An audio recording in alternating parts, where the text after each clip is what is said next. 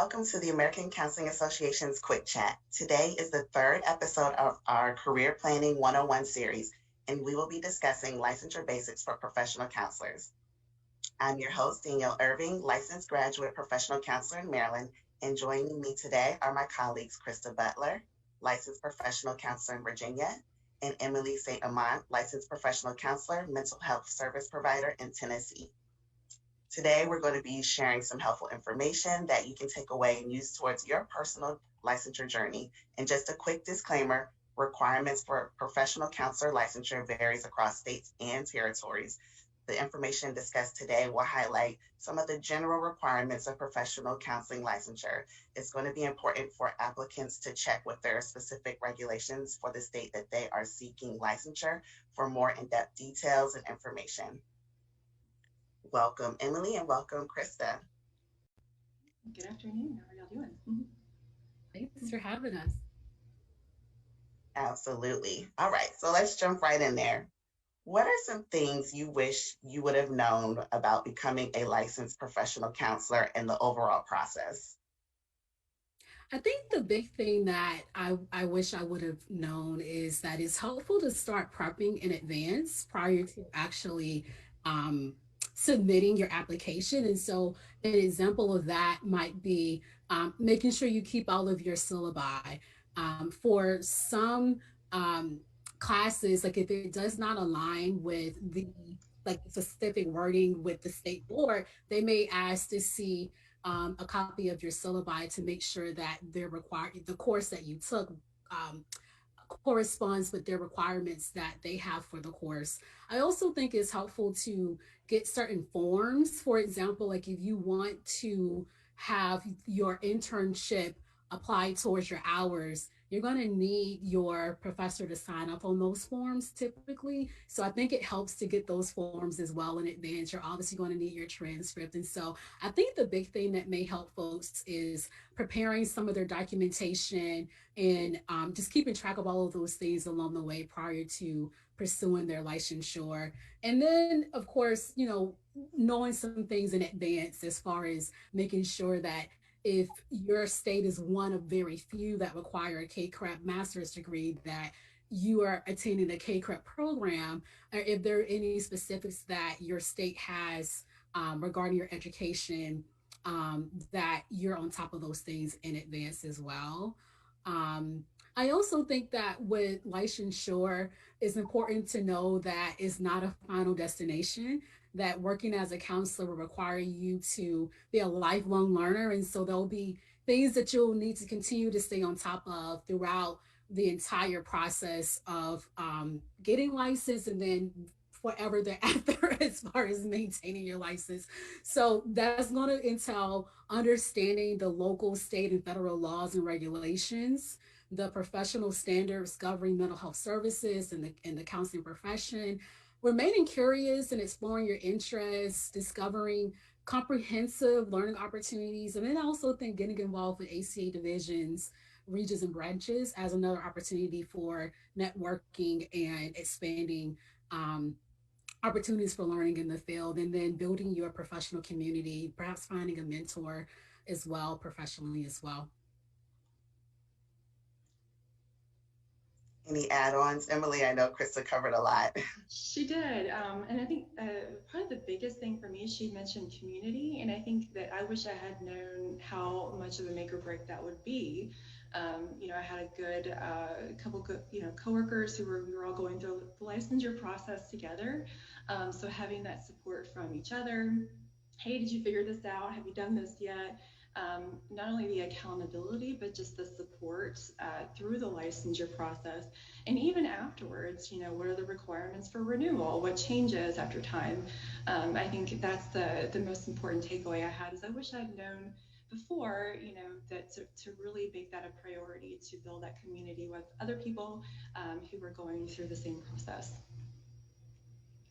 Absolutely. Thank you both for sharing those awesome tips. I hadn't even thought about the syllabi and holding on to those, but we do get some questions in the Career Center about courses looking different title names, different descriptions. And so having that does support them with licensure.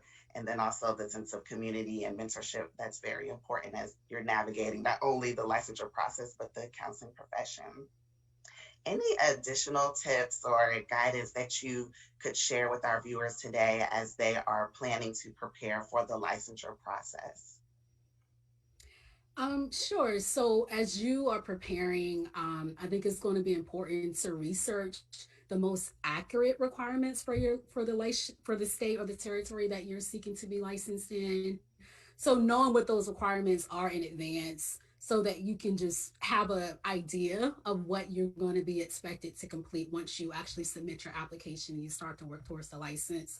Um, Verifying if your master's degree program aligns with the state. So going back to what I was saying earlier, as far as like the prerequisite coursework, it's going to be important that you know that as well. Timelines are also important. So some states may require that you complete your hours within a certain time frame. So no less than, this is just an example, of course, so no less than 21 months or no more than let's say like 5 years or 4 years. It really depends on the state, of course. So knowing those specific time frames for your hours, knowing the specific time frames for when you're going to need to take examinations, which exams are going to be required, um, identifying like if you need to register in advance or obtain like a temporary license before you can begin your clinical supervision hours. And also, you want to absolutely make sure that if your state requires that your supervisor has a specific designation to be a supervisor, that they've met those requirements before you start to get any type of licensure supervision hours, because otherwise those hours may not count if your supervisor is not approved by the board to be a supervisor. And also, some states may require you to submit a supervision contract or form, which for your supervisor to sign as well. And so, those are a few things that I think you may want to know about, like before you get started in advance of working on your license. Yeah, absolutely. And I think, if you're the one seeking licensure, I think it's important to remember it's your responsibility to be aware of these things. And if you don't understand something or something's not clear, to ask questions and to keep asking questions with different people until you find the answer. Because at the end of the day, it's your license. And so that's super important to take responsibility for meeting all of those requirements and deadlines. And Krista just mentioned, every state's different. I think a lot of people don't know, like, we get the question, why is every state so different? But states have the right to decide who can practice what regulated healthcare services in that state. So LPCs are healthcare providers, and so states have the right to decide who gets to practice, what's the minimum requirements to make sure that they're competent, and they also have the responsibility to safeguard the public and protect the public from harm. So that's one of the big reasons why licensure exists. It's great for us for our personal credibility, but at the end of the day, it's the most important thing is about client safety and welfare. So states are the sort of where the bucket, where it starts and where it ends when it comes to who gets to practice regulated healthcare provision, including the provision of psychotherapy and mental health services. Yeah, that's a really important point, Emily, that I could not emphasize more as well, that your state have the legal and regulatory authority to grant licenses and to um, also to handle like consumer ethical complaints and to issue licenses and to enforce regulations. And so the state or the territory that you reside in, so that's going to be the District of Columbia, Puerto Rico, Guam, and the U.S. Virgin Islands, and then of course all of the U.S. states, they all have their individual requirements governing the practice of counseling and counselor licensure. And so I think that's a really good point that you bring up. Absolutely. You both mentioned that licensure can look very different across the different states and territories, whether it be education, clinical supervision hours, examinations. What are some of the basic or general requirements for licensure? Yeah. Sure. So So I'll let you go ahead. We're both excited to answer this question for everybody. Um, so of course you're going to have your application, and that's usually going to come with a fee. You're going to have your application fee, your transcript, of course, your official sealed transcript, a background check. For those states that require the supervisor to like a registration form or registration documents, that's going to be required as well. If you complete, well, not if, but your internship and your practice form, and you want to submit to have credit for that. For some states, they'll allow for some of those hours to actually count towards the total number of hours that you need. You'll need to complete a form for that. And then, of course, there are examinations. The more common exams is the NCE, the NCMHCE. We'll get into that in a minute. And for some states, they actually will allow for the CRCE exam as well. And then for some states, depending on where you live, a jurisprudence exam is required. And then, of course, there's like the breakdown of hours, clinical supervision hours, your direct hours, indirect hours, the total number of hours that you need, and then, of course, the supervision hours as well. Those are just some of those general requirements that are required for licensure. Great, thank you. Did we miss any, Emily? Were there more, Emily, that you can think of? No, yeah, and again, it's also state specific. Those are the general ones, but just to make sure you contact your local, LPC board.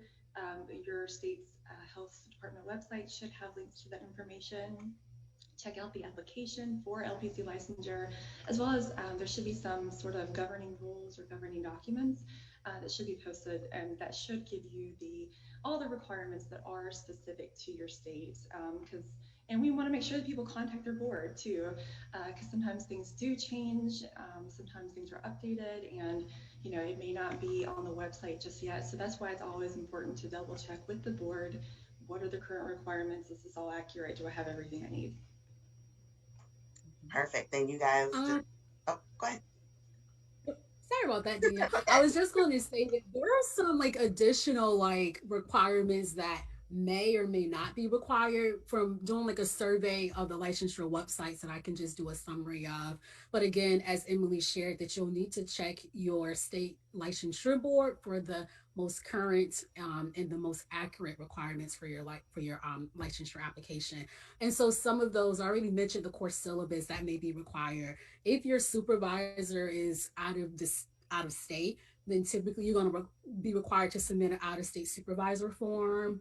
Um, for some states, like if you're working on your license during that process, you may have to submit the renewal application and fee to continue working on your actual license. Like you haven't earned it, so I can give an example. Like in the state of Virginia, you're considered a resident in counseling, and so you would be required to renew your application for your resident in counseling as well as a fee that's required for that.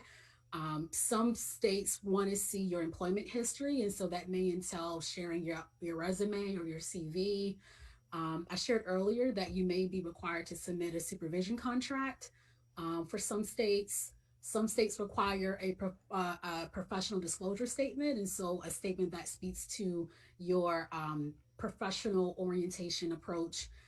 Some states require letters of recommendation, and then of course like verification of your birth certificate or passport. Different forms of identification might be required for some states as well for your application. Great. Thank you for adding that on. You guys already answered my next question, which was where we could direct someone that is looking for this information. And starting with your state board is definitely going to be the first thing to do. And if you need that information, you can also find that on the ACA's website. We have a breakdown under licensure requirements where you can check out the state board information, emails, phone numbers, and mailing address. All right, I want to go back to, we were talking a little bit about examinations as one of the requirements. What exams are typically required, and what does the difference look like, and how might an applicant prepare for these exams? Yeah, so it really, again, it depends on the state. Most do require a national exam, the NCE, the National Counselor Exam. And then there's also the National Clinical Mental Health Counseling Examination, which was just recently updated.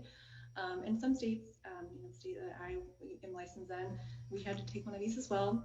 It's called the jurisprudence exam, and it's specific to the state. What are the required scope of practice, ethics, and specific regulations related to LPCs in that state? Some states require that, some don't. So you could have between 1 to 3 different exams required. But again, depends on the state.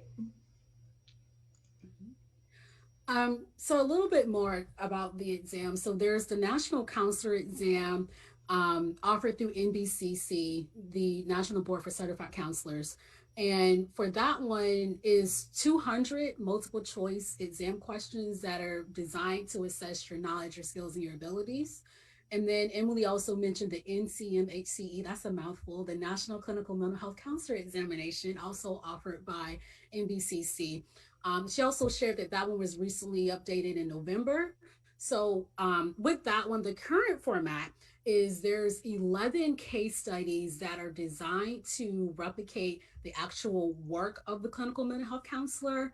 And so the case studies are designed to capture an examinee's ability to identify, analyze, to diagnose, develop, and implement plans for treatment of clinical concerns.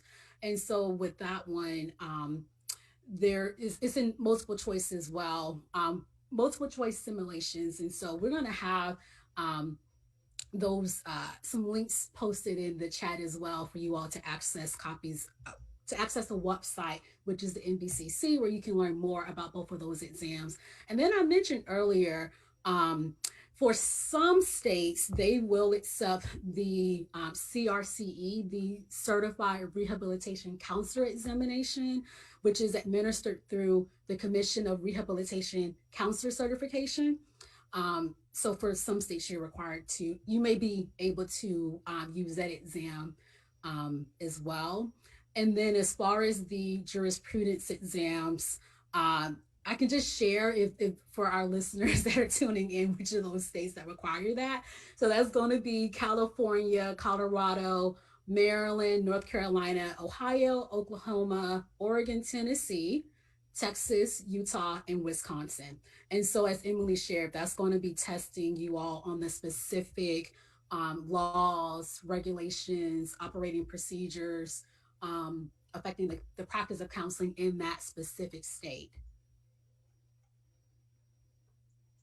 Wonderful. Thank you for sharing. We have some questions coming into the chat. So I want to take a moment to kind of combine one of them with my next question because it's pretty much the same. So I am going to start pulling some questions that we have in the chat. One of the questions we had was, do you all consider having a mentor in this journey of getting through school and licensure? Could you repeat that question for us, Danielle? Yeah, absolutely. Did you all consider having a mentor in this journey of getting through school and licensure? I wish I had a mentor. I think Same. that I think that is really helpful to have professionals who are able to shed light on just different aspects of working as a counselor. So like beyond the requirements to get licensed, but there's just challenges I think we all have perhaps experiences being a counselor. And then there's just day-to-day life that we experience in conjunction with navigating the challenges of being a counselor. I think it's certainly helpful. And while I did not necessarily have a mentor, I certainly had a community and many professional colleagues that we checked in with each other almost daily. We had almost a routine of just checking in and just talking through some of just the highs, the lows, the challenges of working as a professional counselor and trying to balance it all. And so my encouragement is certainly that I think it's important to have a mentor as a graduate student and while you're working on your license. And I would say for I want to speak for everyone, but for some supervisors, you may get some of that experience in conjunction with just really depends on their style and their approaches as a supervisor. And I will share that at different stages professionally, I have had mentors post licensure, and I found that to be um, so helpful for me as a professional counselor at different stages of my career. And so I think that if you have the opportunity and you have someone that you feel that you would be a good fit with, and you would have what you need, and they'd be able to provide you what you're looking for, I would say absolutely go for it. Yeah, I wish I'd had a mentor as well. And I actually went to grad school in a different state where I ended up getting licensed. So that was a whole nother set of challenges because I felt like I lost the community I had in grad school when I moved and then started working towards licensure. So a lot of my, I was, like Krista mentioned, she had some supervisors that were good mentors. I'm thankful I had not just my clinical supervisors, but I had some administrative people or just other coworkers. There was a nurse practitioner and a psychiatrist that I just happened to work with who were incredibly supportful and very helpful and validating as I was learning how to. Cutting my teeth, so to speak. So I think it's important to find community, whatever that looks like for you. Formal mentorship wasn't such a push for that, when I was going through school and working towards my license. And I'm really glad to see more people talking about that because I think it's a super helpful thing to participate in. But if that's not your style, if you like something a little bit more unstructured, I think that that's fine too. Just to figure out what works for you. What do I have time for? What are the people in my life? What do they have to give as well? Some people have a lot on their plate, so they may not be able to take you on and meet with you every week or so, but they can be there to support you from time to time as well. Great. Thank you both for that insight. And then I'll just add to that. Sometimes we don't have that opportunity to participate in a formal mentorship program, but utilizing your community, your peers, students that are in your program or at your internship site, and then also supervisors. It's a different relationship, but it is one that you can check in about best practices and things in consultation and how to move forward in a specific scenario. So also rely on those individuals as well. And then we were just talking a little bit about uh, the the counselor examinations. And so one of the questions was, what are the best tools to study for the law test? I'm assuming that's maybe the jurisprudence exam that certain states have, and then the LPC exam. And I'll So jump in really quick because in Maryland, we do have a jurisprudence exam and they do provide you with Maryland provided us with a study guide, different things that you can review regarding the laws and regulations in Maryland. So definitely checking to see if your state provides that, but also reviewing the regulations, the statutes that your state board has available on their website. And then licensure exam, for me, Purple Book. I will try and find a link to that, but if you look on Amazon, Purple Book, Rosenthal, yeah, that was the book that did it for me. I think the purple book, is it called the Encyclopedia for Counseling? Yeah, Something yeah, to that nature. Yes, the yes, purple book. I think people know. yeah. Type in Um, Purple Book, you will find it. I want to highlight for y'all that on NBCC's website they have study materials that they recommend. Um, I'll share which one I used was Dr. Lytton Hutchinson's. The counselor exam. I can't remember the name of the website, but Dr. Lytton Hutchinson. I know his resources listed on NBC's website, and Danielle, I think you hit the nail on the head that as far as the jurisprudence exam, I would look into the resources that are suggested from your state board and obviously reading like the regulations and the statutes. I think that's going to be your best bet to go for that. And the ACA Code of Ethics. Check that out too. Yeah. Absolutely. For both exams. You'll want to Yes. know that for both exams. Yes. Yes. All right. I'm going to try and take just a few more before we jump back into. I know we have a few minutes left. Um, one of the questions that came in, I guess this one's for me. Does the LGPC expire? It does expire, but you have the opportunity to renew. So I think it was after 2 years, then you had to renew and say you need additional 2 years and additional 2 years. But I think you only have three opportunities to do that, to renew. So I would say about 5 to 6 years, they would like for you to accumulate your hours under a supervisor prior to transitioning to the LCPC. And so it will expire eventually, but thank goodness not after too long. So you have a little bit of time. And then another question we had, do you have to submit a form for the 3,000 hours? And that's state specific. So don't assume that your state is 3,000 hours, but that was from one of the viewers. And the answer to that is yes, you do have a form you have to submit. And typically, well, at least in Maryland, your supervisor will complete that form for you. And you should also be keeping track of your hours to support that. Um, but they will complete it and they will rate you, their experience with you as well. And you guys can add on to that if it looks a little different for you all, but I think it should be somewhat similar. Yeah, in the state of Virginia, you absolutely have to submit in your application, your supervisor registration form. There are forms that you have to submit in advance before any of those hours will count. Perfect. And then I'll take one more question from the chat because some other viewers might have this question as well. Do you have a certain amount of time after you graduate to get your license? Can I graduate and not start my career until a few years later? I mean, yeah. I mean, that's totally up to you to decide when you like to pursue your career in counseling and your license.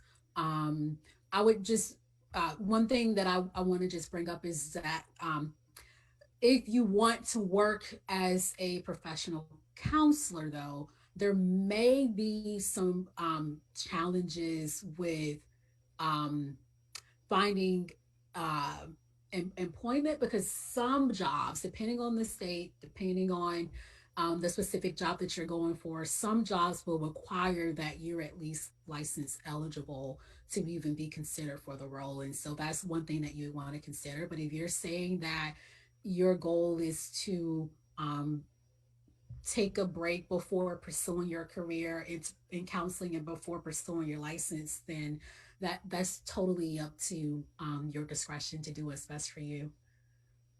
And to just make sure for your state, depending on how long after you graduate, because there are sometimes limitations between, how long your master's degree coursework actually counts.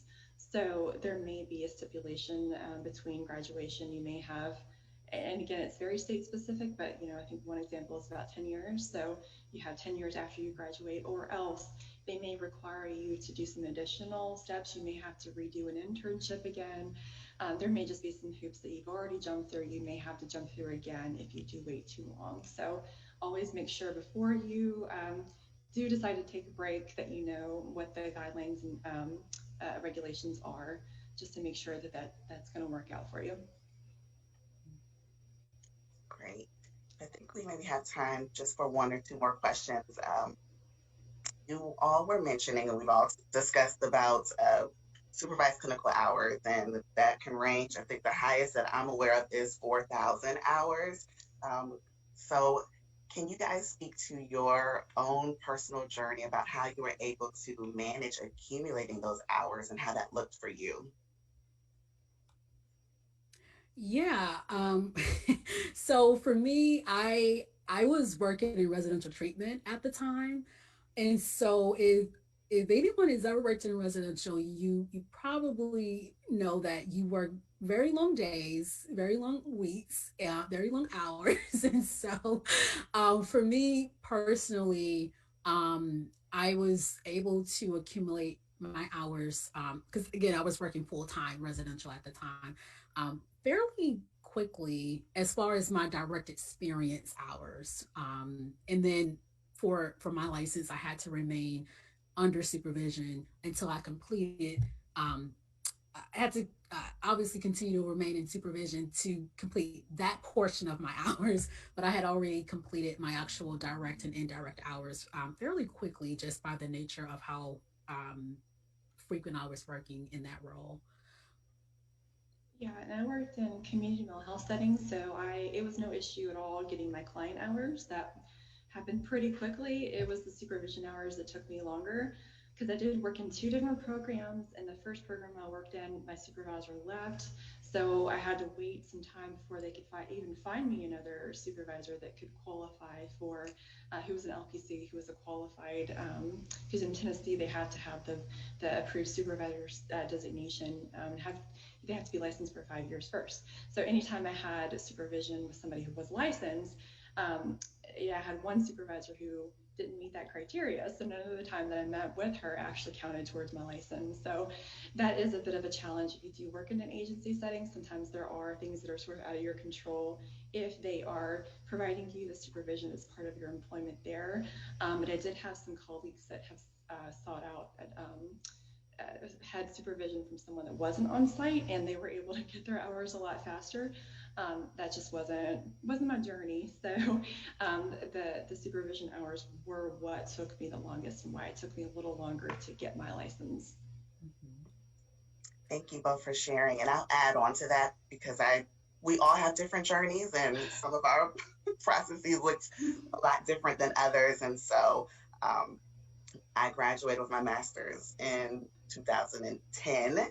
And as you can see, I'm in LGPC now, but I'm in transition to the LCPC credential. So I took a break. I worked in community agency, but I didn't actually recognize how important licensure was until later, actually, until I started working at ACA 10 years ago. So, I took things slow. I worked part time and then I had a full time job and, marriage and children and all of those things because life be life. And so, I took a little while to do things. And so, just a little bit of encouragement you can do it and you can get there. It might just take a little bit longer than your colleagues and your peers. But again, being aware of what your state allows and what's permitted. Especially with a degree that you might have had over 10 years ago, so being aware of those different things and if you have to take additional coursework or additional hours. And so everybody's journey does look different, but you can get there.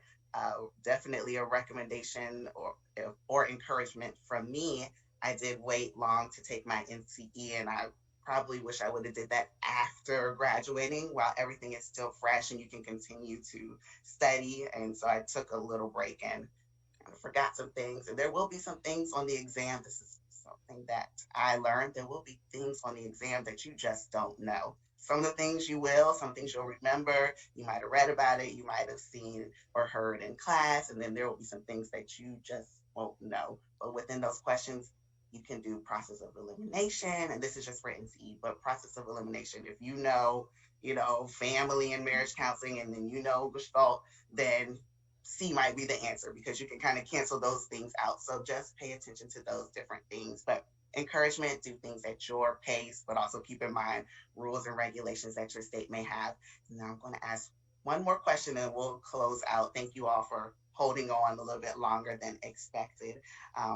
So another hot topic I just want to come to is currently trending, counseling unpacked. What does this mean for professional counselors and how will this impact licensure? Yeah, so the most important thing to know about the Counseling Compact is that this is for people who are already licensed. So it doesn't impact the process of licensure. This it shouldn't change anything. If your state is actually going to make any changes, it's completely voluntary. So there are some basic minimal guidelines that states have to meet. Have to have 60-hour graduate program, or the ability to diagnose, for example. And some states are making changes to their governing rules and privileges for practice and requirements for licensure in order to join it, but they don't have to do that. So, this is for people who are already licensed. And if your state joins the compact, you can, try to get a privilege to practice in another compact state or not. It's completely voluntary as well. So it's voluntary for states to update things to join the compact or not. And then it's also up to each individual counselor if they want to use the benefits that do come with the counseling compact. And we'll be dropping some links into the chat to talk to if you want more information. There's the counseling compact website that the ACA has, as well as the one that's run from the actual commission, doing the a lot of the way what ACA contracted to do the compact for us. So definitely it's an exciting year for the compact, something that we've all been waiting for a very long time. So stay tuned for, follow us on social media and everything, because we'll be announcing some hopefully more states will be joining this year. So yeah, that's a very common question that we get though. Thank you so much. And we are coming up on time. So I just want to give you both the opportunity to add any advice or any guidance that you want to share with our audience before we are logging out for the day. Anything that you did not mention that you do want to share? I think it's important to find a clinical supervisor that is a good fit for you. And so I think, you want to interview around, think about like word of mouth referrals. I want to mention too, our ACA partners, Motivo, um, they're available as well to find a supervisor, and there's some benefits if you're an ACA member in terms of getting supervision through Motivo, and That continue you want to share with? to seek those comprehensive learning opportunities beyond all of the things that you're doing to get licensed, because you'll need to know all of this stuff. You need to know it. It's not an option. These are things that inform the work that we do, and ultimately we want to be able to provide our clients with the best quality of services without doing any further harm, and to be able to serve in the best possible way possible that we can. And so continue to educate yourself. And as far as the compact goes, exciting times are ahead. We have 17 states that have enacted legislation, and we have 2 states that are currently pending. We'll drop the compact map in our chats for you all to take a look at that, and keep a lookout on ACA's website, online on social media for updates pertaining to the compact, as well as licensure, and all things impacting the practice of counseling and professional counselors. So thank you all for tuning in for another episode with ACA Quick Chats. Yes, thank you all. And for some of the questions, I know we had a lot of questions coming through the chat. If you would like to send those on, please send them to acacareers@counseling.org, and we can further assist you with some of those questions that you had that we were unable to answer those. And thank you again for joining us today. Stay tuned. In the new year, we'll be jumping into opening and building your own private practice. So happy holidays to everyone, and take care.